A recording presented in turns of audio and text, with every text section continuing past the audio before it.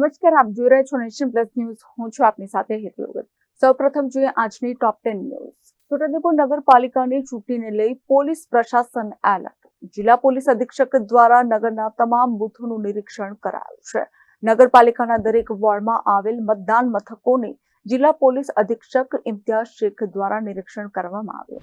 વડોદરાને ઢોરમુખ બનાવવાના દાવા હવે પોકળ સાબિત થઈ રહ્યા છે. ખાસ કરીને વાત કરીએ કલાલી ખાતે ચાલુ વરઘોડામાં રખડતા ઢોરો ઘૂસી જતાની સાથે જ અફરાતફરીનો માહોલ સર્જાયો હતો, જેમાં રખડતા ઢોરો દ્વારા પોતાને શિંગડાથી લોકોને ઈજાગ્રસ્ત કર્યા હતા. 4 જેટલા જેને છે તેમને ઈજાગ્રસ્ત થતાની સાથે સારવાર અર્થે ખાનગી હોસ્પિટલ ખાતે ખસેડવામાં આવ્યા હતા. નોંધણીય બાબત છે, કરોડો રૂપિયા ખર્ચવામાં આવે છે, ત્યારે રખડતા ઢોરોનો ત્રાસ હજી પણ વડોદરામાં યથાવત જોવા મળી રહ્યો છે. ગાંધીનગર ખાતે મહાત્મા મંદિરથી મુખ્યમંત્રી ભૂપેન્દ્ર પટેલ અને કેન્દ્રીય મંત્રી મનસુખ માંડવિયા દ્વારા ગઈકાલે બિમસ્ટેક યુથ સમિટનું ઉદ્ઘાટન કર્યું છે. આ સમિટમાં બિમસ્ટેકના 7 સભ્ય દેશના યુવાનો જોડાયા છે.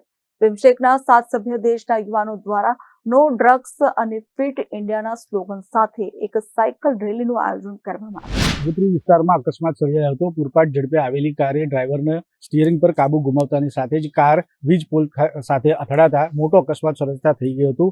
ડ્રાઈવરને સામાન્ય ઈજા થઈ છે. ભોપાલ ખાતે યોજાયેલ રાષ્ટ્રીય કક્ષાની બહુભાષીય સેમિનારમાં પંચમહાલનું પ્રતિનિધિત્વ હાલોલ તાલુકાની પ્રતાપપુરા પ્રાથમિક શાળાના આચાર્ય ચેતનભાઈ માસ્ટરે કર્યું. પંચમહાલની બહુસંસ્કૃતિને રાષ્ટ્રીય કક્ષાએ ઉજાગર કરી પંચમહાલ જિલ્લાનું પ્રતિનિધિત્વ કરી પંચમહાલ જિલ્લાનું નામ ભોપાલ ખાતે અંકિત કર્યું.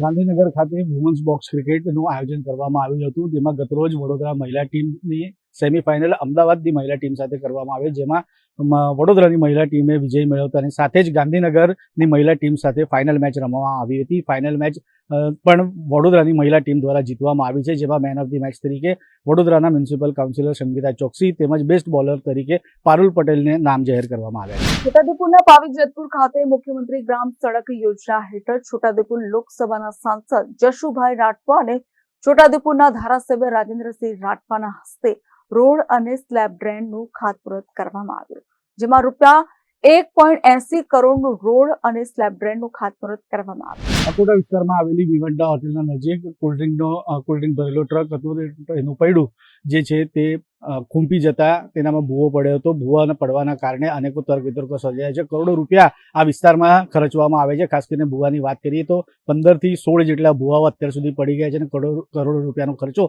તેના માથે કરવામાં આવે, ત્યારે ફરી એક વખત આ ભૂવાની દેન મળેલી છે.